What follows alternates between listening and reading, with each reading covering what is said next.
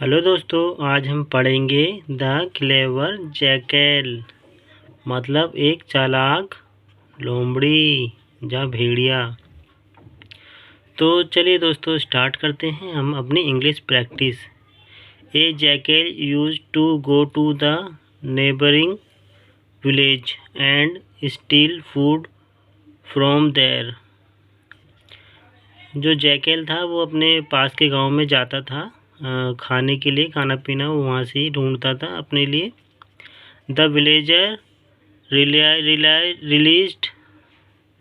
Released that someone was stealing their food.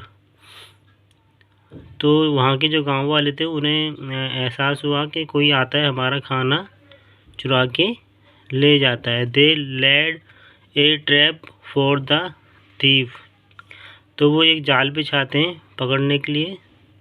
The next day, अगले दिन, when the jackal came to steal the food.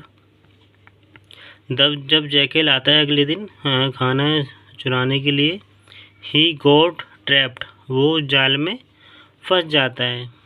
With great difficulty, बहुत बुरी तरह वो फंस जाता है। He was able to free himself and ran away। तो वो बहुत मुश्किल से वहाँ से अपने आप को छुड़ाता है और वो भाग जाता है। But by then, पर उसके बाद, the villager were on his tail। तो जो गांव वाले लोग होते हैं, the jackal hid in a cave। He could hear the villager searching around। Suddenly he saw a sage coming toward।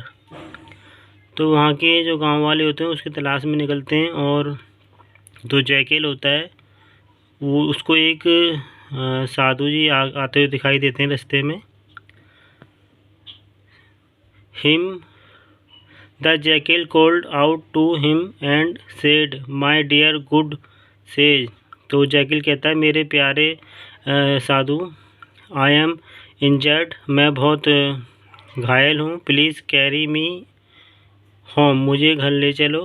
The unsuspecting sage agreed and picked up the jackal।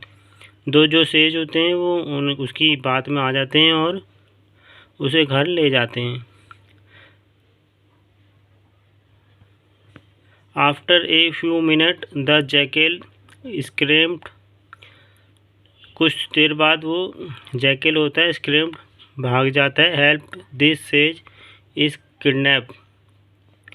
Sorry, भागता नहीं है, वो जो स्क्रेम्ड मतलब एक साजिश करता है वो। तो वो कहता है कि इन्होंने मुझे किडनैप कर लिया है। He is the food thief, जे खाना चोरी करते हैं, इन्होंने मुझे किडनैप कर लिया है। The villager so the sage and cout him. तो गांव वाले उसको सेज को पकड़ लेते हैं। The jackal in the mean while rain away. और इतने में वो जो जैकल होता है वहाँ से भाग जाता है। The sage decide not to trust anyone blindly.